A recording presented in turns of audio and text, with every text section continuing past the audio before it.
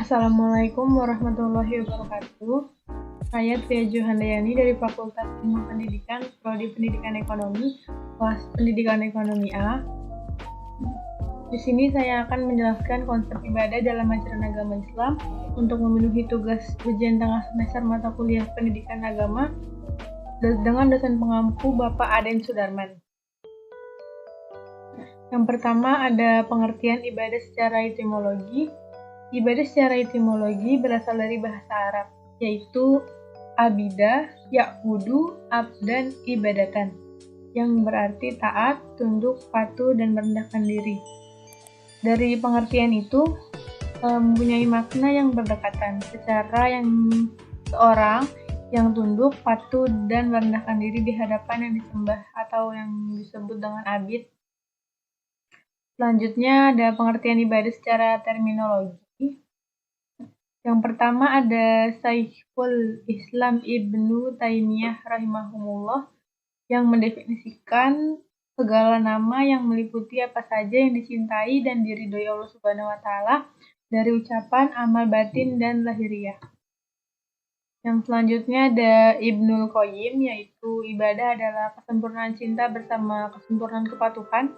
Dia menyebutkan dalam An-Nuniyah, mengibadahi Ar-Rahman adalah puncak cintanya bersama ketundukan hambanya. Keduanya merupakan dua kutub al-khafiyah asyiyah lil intisari lil firqatin najiyah. Selanjutnya ada tujuan ibadah dalam ajaran agama Islam, yaitu sebagai tanda mendekatkan diri kepada Allah Subhanahu wa taala. Yang kedua, menumbuhkan rasa disiplin diri terhadap waktu. Yang ketiga, menunjukkan rasa terhina di hadapan Allah Subhanahu wa taala. Yang keempat, sebagai tanda takut dan tunduk kepada Allah Subhanahu wa taala. Selanjutnya, hakikat dan ilmu hikmah ibadah. Secara bahasa, hakikat adalah kata benda yang dalam bahasa Indonesia menjadi kata pokok, yaitu kata hak yang memiliki arti kepunyaan atau milik, kebenaran atau yang benar ada. Sedangkan secara etimologi, hakikat adalah inti sesuatu, sumber atau puncak dari segala sesuatu. Jadi arti kata hakikat ibadah adalah sesuatu yang semata-mata hanya untuk memperlihatkan makna sesungguhnya atau makna yang paling besar atau dasar dari yang sebenarnya hanya karena Allah Subhanahu wa taala. Selanjutnya ada hikmah yang dilihat dari Kamus Besar Bahasa Indonesia yang memiliki arti kebijakan dari Allah Subhanahu wa taala, yaitu kita memohon dari Allah. Yang kedua, sakti atau kesaktian atau kata-kata. Yang terakhir, arti atau makna yang dalam. Selanjutnya, hubungan ibadah dengan iman. Iman adalah membenarkan dengan hati, mengikrarkan dengan lisan serta mengamalkan dengan perbuatan.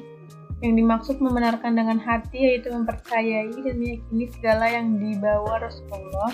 Yang dimaksud dengan mengikrarkan dengan lisan adalah mengucap dua kalimat syahadat. Sedangkan maksud dari mengamalkan dengan perbuatan yaitu hati mengamalkan dalam bentuk keyakinan dan badan mengamalkan dalam bentuk ibadah. Jika syarat-syarat di atas terpenuhi, maka seorang dalam dikatakan mukmin. Kesimpulannya, ibadah adalah semua yang mencakup segala perbuatan yang disukai dan diridhoi Allah Subhanahu wa taala, baik berupa perkataan maupun perbuatan, baik terang-terangan maupun tersembunyi, dalam rangka mengagungkan Allah Subhanahu wa taala dan mengharapkan pahalanya. Fungsi ibadah yaitu mewujudkan hubungan antara hamba dengan Tuhannya, mendidik mental dan menjadikan diri disiplin.